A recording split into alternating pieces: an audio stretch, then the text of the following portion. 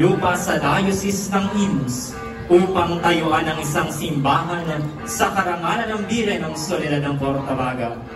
Ito ay ganap na naibigay sa Diocese ng Imus noon sa ilalim ng pastoral administration ni Reverend Father Pedro D. Arrigo. Dito ay matatagpuan ang isang imahe ng Biren de la Soledad na mapagsang hanggang ngayon ay naging sentro ng mga banal na paglalakbay o pilgrimage. Ang mga hanggana ng parokya ay binubuo ng 3 barangay: Barangay Santa Isabel, Barangay Panamitan at Barangay Potol.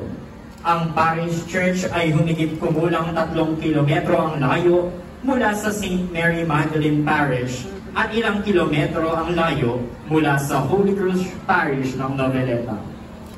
Nuestra Señora de la Soledad de Santa Isabel, ipanalangin mo kami. Kasama ang mga demoto mula